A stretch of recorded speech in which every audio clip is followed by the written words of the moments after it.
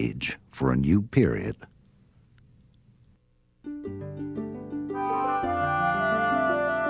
The permanent settlement of groups of families or villages has provided insight into the dawn of the Middle Ages.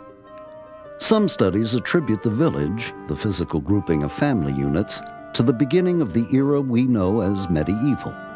But settlement was lethargic and diverse. In the village, the obligation of peasants was to work. They occupied the lowest place in the established order. Priests prayed and knights fought. By the start of the 11th century, the construction of churches at the center of the villages added complexity to social life. Churches overwhelmed the social foundation of the communities with a spiritual obligation. The church, symbol of life, was to be next to cemeteries. The idea represented the link between the living and the dead in anticipation of the resurrection. Later, the church was declared an area of rigorously enforced peace, where taxes could not be levied by force. But outside the area of the church buildings, life was harsh. The Lord, himself a product of the patriarchal system, imposed grim rules on the villagers. He controlled the farming year, deciding even the date of the harvest.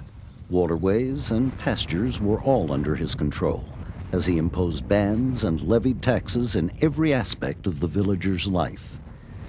In essence, the peasants were paying him for protection against invasions.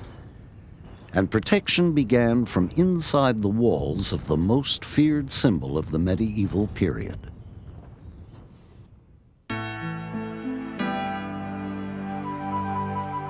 Castles were the political foundation of villages.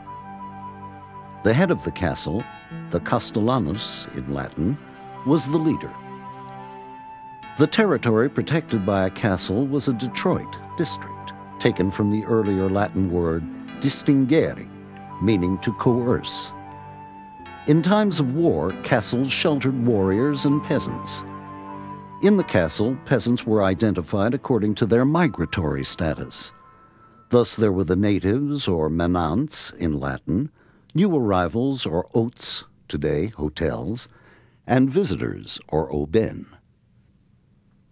However, the castle was an ambivalent symbol.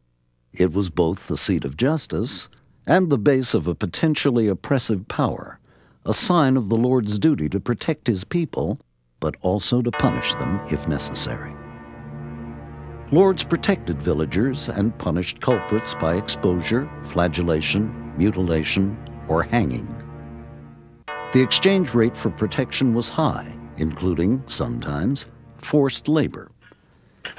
It was the peasantry who dug out ditches and raised the moat, cut stakes for palisades, and built them. It has been calculated that 50 men had to work 40 hours to build a small fortress. One source, however, indicates 700 laborers completed a castle in 3 days. As if building the castle was not enough, peasants also had to perform a regular period of duty in it, and more importantly, they had to pay dues to their lord. However, peasants kept most of their profits as time progressed. Whether they admired or feared their lord, or dominus, is, to this day, the subject of historical debate.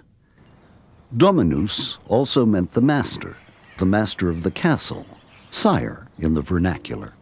Ironically, this sire, or castellan, had little protection himself while garrisoned inside his castle.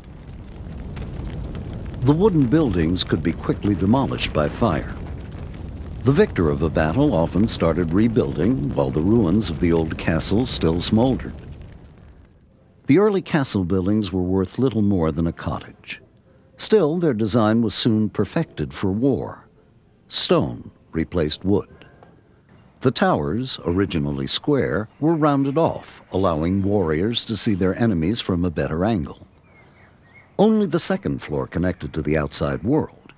The first floor, mainly used for provisions, did not have an entrance, thus preventing intruders from entering the castle. The enemies who managed to enter the castle were puzzled by the strategic location of stairwells.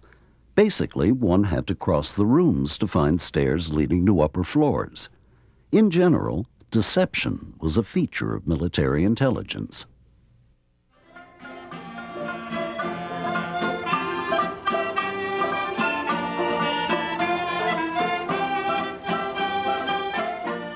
Within the castle, internal politics relied on tradition. Politicking had very personal implications. Those who controlled the castle pledged allegiance to their territorial princes or counts, as much as knights promised obedience to their lords. This collaboration depended on the word of honor. But sometimes honor was tainted, as loyalty depended on a superior's ability to keep his subordinates happy, with gifts. A peasant's best gift, on the other hand, was to be close to something possessed by divinity. So, the church adopted the role of patron with the people, and the influence of Cluniac monasticism spread, as the monk Laber described. It was first of all in Aquitaine that bishops, abbots, and other ecclesiastics began to gather the entire population in assemblies to which they brought the bodies of various saints and innumerable reliquaries full of relics. Peasants were convinced the presence of these bodies would bring divine favors. The church took an authoritative role with the people in this matter. It became their castle, their master. But that control led to greed, and greed to the reform of a powerful institution.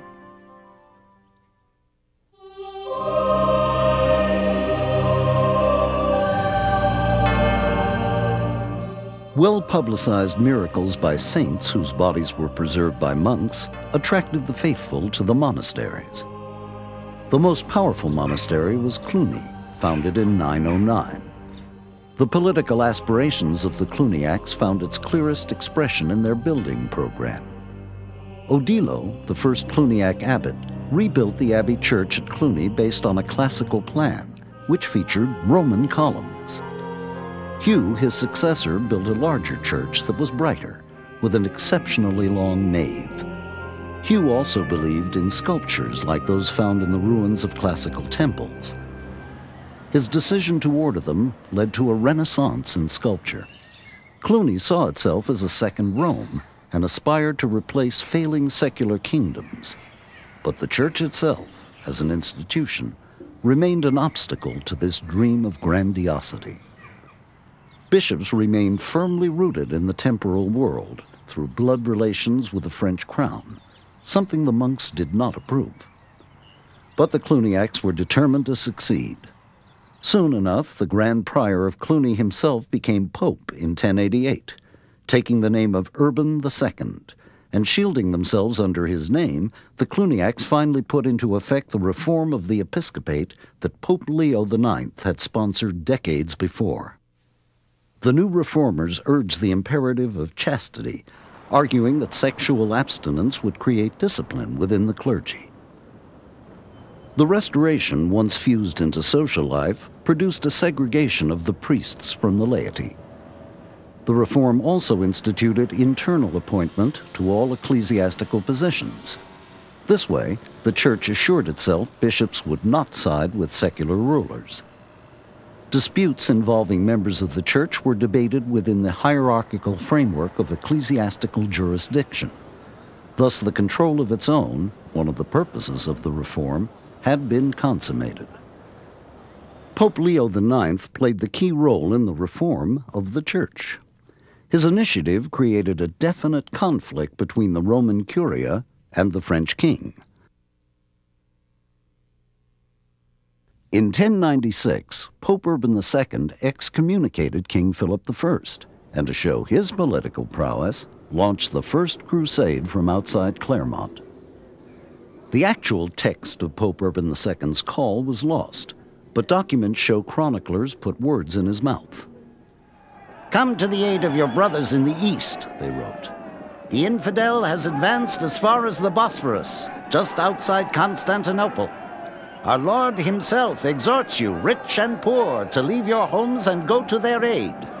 Those who die on the journey or in combat will have full remission of their sins.